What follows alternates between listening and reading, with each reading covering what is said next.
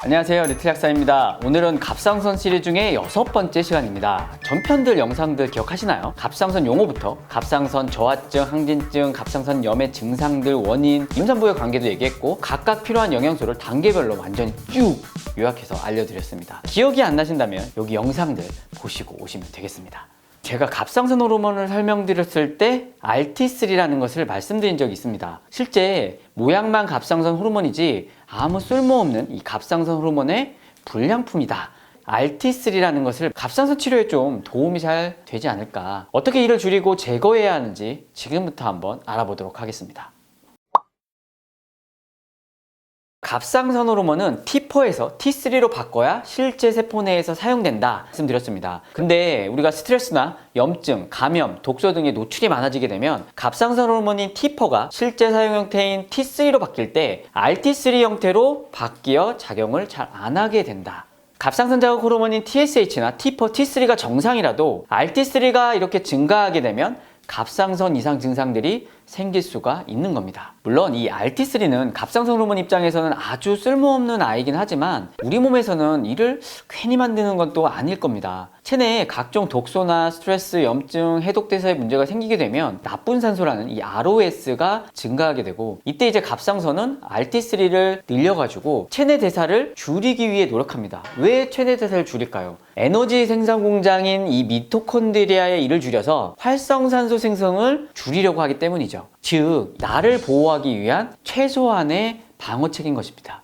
문제는 맨날 술에 담배, 플라스틱, 오염물질, 스트레스까지 계속 지속하게 되면 이 한 번 생긴 RT3가 계속 쌓이고 만성화되고 더욱더 에너지 생성은 줄어들게 되고, 나는 계속 피곤하고 손발은 차가워지고 혈액순환은 안 되고 호르몬에 문제도 생기고 갑상선 기능 이상 증상들이 계속 생기게 되는 겁니다.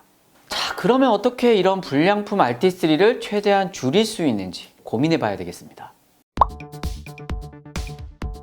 첫 번째로 저탄수화물 식이로 체지방 감량과 인슐린 저항성을 줄여라. 이 모든 병의 근본적인 원인은 사실 먹는 것부터 시작할 수밖에 없습니다. 특히 현대에 많이 바뀐 고탄수화물식, 이게 결국은 체내 중성지방을 증가시키고 비만을 또 유발하게 됩니다. 이는 다시 인슐린 저항성을 유발하고 염증 레벨을 증가시켜 혈관계 질환뿐만 아니라 호르몬에도 영향을 끼치게 되는 거죠. 인슐린 저항성은 요거 참고하시면 되겠습니다. 또한 비만세포는 포만감을 주는 렙틴 호르몬의 저항성을 유발해서 갑상선 기능에 영향을 주게 됩니다. 그래서 고탄수화물식을 하게 되면 비만이 되고 렙틴 저항성을 유발하고 갑상선이나 면역에 모두 영향을 끼치게 됩니다. 따라서 단순 탄수화물에서 복합 탄수화물로 바꾸고 흰쌀에서 현미밥으로 많이 안 드시게 조절해 주시고, 운동과 체지방 감량을 하게 되면 갑상선에도 도움이 될 수 있습니다. 두 번째, 브롬, 불소, 염소 등의 화학물질을 피해라. 자, 갑상선 호르몬에 필요한 요드, 이 요드는 브롬이나 불소, 염소 등과 같은 할로겐족입니다. 화학 시간에 배웠을 텐데 저도 잘 가물가물하네. 어쨌든 할로겐은 반응성이 아주 좋다고 합니다. 그래서 우리 주변에서 굉장히 많이 사용하고 있고,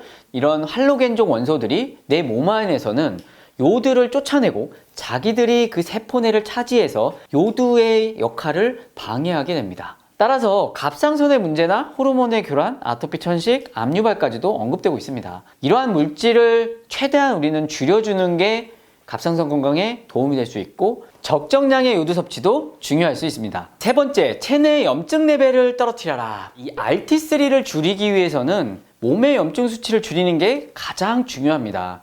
이런 염증 레벨의 증가는 보통 음식에 문제가 있어서 장에 문제가 생기고, 그로 인해서 다양한 면역의 과민 반응이 생기면서 피부 질환이나 자가 면역 질환이 생기게 되고, 또 앞서 말씀드린 이 인슐린 저항성이 생기면서 체지방이 증가되고 비만을 유발하고, 비만이 다시 여러 가지 염증성 사이토카인들, 신호인자들을 증가시킬 때 생기게 됩니다. 물론 이러한 내재적 염증인자들이 혈액검사상에서 다 나오는 것은 아닙니다. 혈액검사상에 CRP나 ESR, 페리친 수치가 높은 염증 레벨 수치를 보는 것들이거든요. 이런 분들이 높으신 분들은 더더욱 염증 레벨을 줄여줄 수 있도록 노력이 필요합니다. 당연히 가장 중요한 건 식이 조절이고요. 운동, 스트레스, 또 수면입니다. 또한 병원 치료를 받으시면서 원인 체크도 당연히 하셔야 되는데요. 그뿐 아니라 또 하나 우리가 염증 레벨을 내려줄 수 있는 것들이 바로 영양소의 도움입니다. 자, 염증을 내려줄 수 있는 거 많이 있죠. 황화합물인 MSM, 밀크시슬, 시스테인, 컬큐민이나 퀘르세틴 같은 식물성 파이토케미칼, 브로멜라닌, 파파인 같은 효소 성분들, 그리고 장환경에 굉장히 중요한 유산균, 소화효소, 오메가3까지 이 모든 것들이 연관되어 있습니다.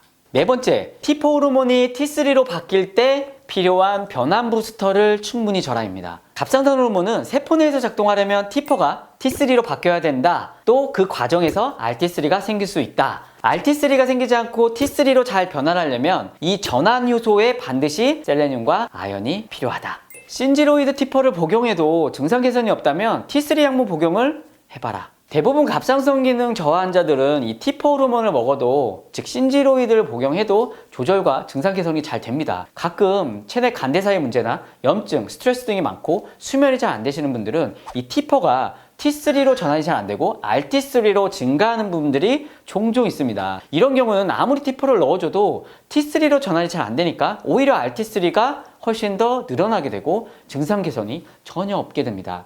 이럴 때는 담당의 선생님과 꼭 상의하셔서 T3 약물을 추가해 보거나 고려해 볼 수가 있겠습니다. RT3 호르몬을 줄이기 위한 마무리를 좀 하겠습니다. T4에서 RT3로 가는 촉진인자들이 있죠. 스트레스, 과도한 다이어트, 염증, 독소, 감염, 간 기능의 문제, 이 약물들을 줄여라. 그리고 T4에서 T3로 잘 가게끔 하는 촉진인자들을 섭취해라. 아연과 셀레늄.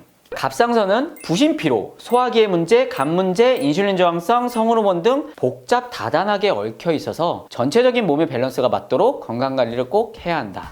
어느 한 부분만 케어하면 근본적 치유가 되지 않는다. 오늘 영상으로 통해 알고 가셨으면 좋겠습니다. 오늘도 수고하셨습니다.